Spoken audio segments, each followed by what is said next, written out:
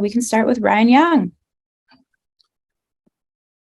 Lincoln, interested in the play call last week on the screen pass to Jordan that went for the touchdown. How many times did you all have to rep that to get the timing right with all those linemen moving both ways and all the blocks involved? Yeah, no, not easy play to run. Not something that was really it's really been like a standard play for us, something we like going into that game. And I give our linemen, really a lot of credit. There's a lot of moving parts there, and not only to execute it against, good defense, but to get some of those blocks we did in the open field was really good. And then, Jordan did a good job of trusting it. You got to trust that those big guys are going to clear the way, and you can't hesitate. And that's one of the keys to those screens from the receiver position is you got to have a guy that's going to hit it, not hesitate. In some ways, it almost becomes like a punt return or a kick return kind of in those moments. And he trusts it. And, especially Nealon and Bobby Haskins had big blocks on it. Thank you. Mm-hmm. Ryan Karchi. Hey, Lincoln, it was about a month ago, I think, that you said you were still kind of getting used to Jordan Addison and sort of his skill set and how it fit best in the offense. I guess I just wonder over the course of this past month, maybe what you've learned about what he's capable of and how you can use him in this offense. Yeah, I think like all our players, we're just getting a feel for skill set, the way he likes to run routes, what he's good at, certainly trying to play to his strengths. And he does have a lot of strengths as a player. So it's not like it's crazy difficult, but there is to be in rhythm. You got to have a really unique understanding of a guy and the quarterback and everybody else has to too. So I think we've, been able to learn, just how he sets up routes, where he's best, just how we communicate with him in terms of, you got a guy that's been in, a different offense and maybe they called this, that, and I know people get into like, well, they called this play this and we call this play that. That's the easier part, right? You reprogram people quick on that. The bigger thing is, maybe you set a guy up on the outside and cross him up, but that term that was used to describe that or coach that was maybe different at a previous place. And so you're really learning in a lot of ways when you make a transfer, you go into a new place, you're not only learning just new play calls, like you're learning an entire new verbiage. And with a guy like him that wasn't here for spring ball, you got to make that happen sooner rather than later. So I think we're on the same page more, and he's played well for us the first couple of weeks. Adam. Hey, Lincoln, I wanted to ask about Justin Dietich. His teammates have talked a lot about how he has been a really, like, even as he's been waiting for his moment at USC, he's been a really consistent worker and just always did the right thing. What ways did you kind of see him help, establish among the returners kind of the new culture you've been trying to build during the offseason? Yeah, I remember Clay McGuire told me the first practice I was here today, I got hired. He brought Dietich up after practice and introduced me to him. I got to talk to him for a few minutes, and Clay told me, this is the toughest dude on this football team, and I certainly trust Clay's input very much, and with all the time we've spent together. So I knew right off the top, we're probably getting somebody pretty good, and as we've gone through, he's very consistent. I mean, he's the same guy every day. He loves football. He loves USC. You can just count on him. I mean, he never misses anything. He's always intent. He's been a really strong leader for us. He's certainly been, obviously being named one of our captains, and I mean, unquestionably one of our team leaders, no doubt from day one. Guys like him are, what we want this program to be about. Guys that love this place and guys that love ball. They love to work. They want to improve. They're not above. It's kind of the no job too big, no job too small. And that's how I would describe him. He's risen up enough to the occasion to be a starter and a captain and a leader, but there's no job too small for this guy either. And we need to keep finding more like him. Ryan Abraham. Hey, Lincoln. Obviously, the offseason, tons of changes you had to make to the program, and you had to have a plan in place to kind of get to where you are now. Is there any aspect of the team you feel like you might be ahead of schedule, and any aspect that maybe you're a little behind where you kind of wanted to be, after 2 games into the season?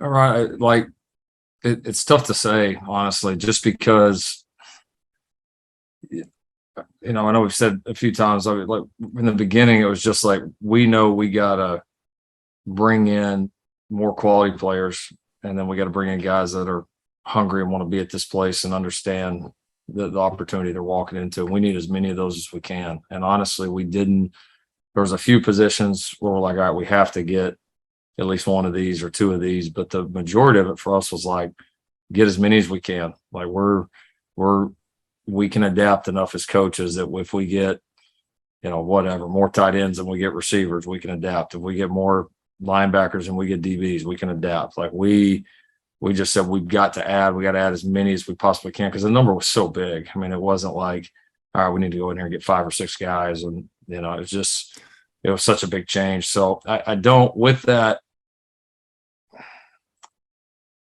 that I set a bunch of goals. Like you know what I mean? Like we need to get this many, it was so unprecedented. There was no manual for it. We knew what we needed to do, but you just don't know when you start day one, like the scope of that and how many can you actually get. Like, yeah, it sounds great to go get 6 transfer, O linemen or 4 transfer linebackers, but can you really do it? And you get guys that are good enough to do what we need them to do here and play at the level we want to play? Can you get that many quality individuals that are going to bring the right type of culture into the program? And so we just lack of a better term, we kind of just stockpiled as much as we could and said, we'll figure it out. And hard to gauge that. The big thing I would just continue to say that the culture, the buy-in, the attitude has been what I hoped it would be. And probably up to this point, I would be lying if I said that it hadn't maybe exceeded my expectations a little bit. That part of it, we're 2 games in, we got a long way to go, but that part of anything up to this point that I'm the most proud of, it's by far, it's that. Thanks. Mm-hmm. Ryan Young. It looked like Damani Jackson was able to do some things this week. How's he progressing? Doing well. Seemed to have really turned the corner. Excited to have him back on the field. A little bit of rust that we got to kick off, just like you would expect from any player, especially a young player. But the tools are still there, and he did a lot of really good things in camp before he got nicked up a little bit. And so excited about his progress, and he'll have a chance to work himself into the conversation to play if he can continue to stay on the field and keep progressing. So it's been really good to have him back. Shotgun. Lincoln, Josh Henson said offensive linemen see the biggest jump from week 2 to week 4 of a season. Can you explain that a little bit, and where do you think your offensive line can potentially take a jump the next couple of weeks? I do agree with that. I think, of all the positions on the field, those are the ones that got to be the most in sync. And because everything happens, so fast. And not only do you have to be physically good, but you got to be mentally good. And what one guy does in a split second affects another. And I think you certainly expect to see consistent improvement. And we did. We certainly played better in game 2 than we did game 1, but we need to play better here in game 3 and continue to get on the same page more. And so we've got a good group there. I mean, we're progressing. But there's not this notion out there that, we've got some experienced guys there. So we are what we are. I mean, we can definitely get a lot better. And for this team and to be the team it needs to be, then they have to do that. Right? They're the O-line. I mean, they're along with the D-line, your fronts are the heartbeat of your team, and that's where it's at. So we got to be great there, and we need to take some big steps and obviously be ready for a big challenge this week. Mark. Hey, Coach. This is kind of a 2-part question about success and how you handle it. So after the Stanford game, yourself and then Travis Dye mentioned that there was maybe a little bit of a letdown in the second half. And Travis said it was about learning how to handle success. As a coaching staff, you're experiencing it really soon here at USC.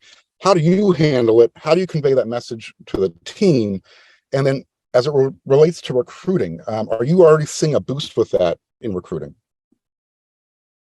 First part of the question, I think the biggest thing is just keep it real. Now that we've won, we won 2 games. I mean, that's great. But our goal is never from one point do we come in there and say our goals are to win the first 2 games of the season. Now it's a fantastic start, but our goals are our goals, and those aren't changing. So I think our message continues regardless of what happens. It's we're going to highlight and make sure everybody understands the good that's happening, the things that are happening at a high level. And we're going to encourage that and encourage to get it from more people. The things that aren't happening at a championship level, on or off the field, we're going to be very direct about. We're going to correct it regardless if the end result was success or not. And guys are going to be encouraged for the things they do well, and they're going to be held accountable for the things they don't. And players, coaches, on the field, off the field, it's all the same. I mean, it's all the same. We try to never change. We try to be very consistent in our approach and our message. And there is a fine line. You're right. You don't want to. You can't not enjoy and appreciate going and getting wins, especially on the road. They're important.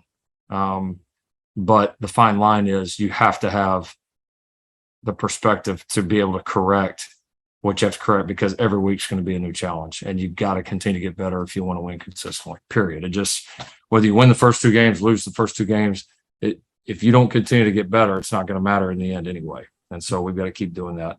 In terms of recruiting, yeah, I mean, it has. I mean, it's like we said before the season. I mean, talking season's over, hype season's over. A lot of things said and claims made and all that before the season. Eventually, you got to play football, and I think people on the outside of recruits have seen, that some of the things that they maybe believed that this was going to be, they've seen some semblance of that in the first 2 weeks that I think adds to the momentum that was already established within the program. So it's been very, very positive response, and I would imagine we'll have quite a few on hand Saturday night. Great. Thanks, Coach. All right, we have time for about 2 more. So we'll go with Austin. Hey, Lincoln, just going off your answer about the culture shift and just kind of the culture shift you've seen, how big has it been to get buy-in from, senior transfers from other programs with more recent success, whether it's Shane becoming a captain or Travis saying that, this is the best team he's ever played on? How has their impact kind of helped that cultural shift happen in such a short amount of time? It's important. I mean, it's very important, because if you look at it from the flip side, if you go bring in a bunch of transfers that are just me guys that are just here for individual goals, then all right, you brought in a guy that's a good player, but it undermines everything that you're trying to do. And so in the process of bringing in any of those transfers, that was the most important thing to us was we got to make sure they're going to fit within the framework, not only fit within what we're trying to do culture wise, but like add to it. Like, we wanted guys that want to be a part of that. I want to help you guys reestablish a culture. I want to be a part of this. I want to be at the front. And, guys like Shane, guys like Travis, Jordan, Eric, Blackman, you can't ask for more than what they've done from that perspective. I mean, it's been critical, because you have the guys that were here previously, and if that mesh doesn't go well, obviously, you lose it all. I mean, you think about, like, when we first got here, you get a chance to talk to the players, and that's just the guys that were here. We told them what we're going to be about, but then if we go bring in people who are not about that, you got no shot. And both groups deserve credit. The guys that were here, because they got them acclimated and welcomed them in, and then the new guys have come in and decided, not only do I want to be here and think I can do really good things here, but I want to do it within the framework of the team, and I want to be part of the change. And I can't ask for more on that account. And we'll wrap it up with Antonio. Hey, Lincoln, through 2 games, it seems like there's a clear chemistry between Caleb and Jordan. Obviously, two really good players, but they didn't really start throwing together until about May or so. What did you see them do to kind of ensure that chemistry would be in place? I don't know if there's anything magic. I mean, they've worked. They've gotten a lot of reps together in a short amount of time. They're both hard workers. They both they both put a lot of emphasis into practice and practicing the way that we want to play on Saturdays. They're both I think students of the game that really pay attention and understand and appreciate the details. And so work through a lot of the kinks. There were certainly times during camp where, that you can tell it just wasn't quite there yet, but it just continued to build. And then I think they're guys that have a lot of confidence in their abilities and confidence in each other. And so when you build trust and you have confidence in each other, getting the job done, then that's the start of a great, QB wide receiver relationship. So, it's just been a work in progress. It's been a day by day deal. We did a good job of it last Saturday, but just like everything, we gotta go do it again and go do it again and go do it again. And it's gonna have to continue to build because the challenges are gonna get tougher and tougher.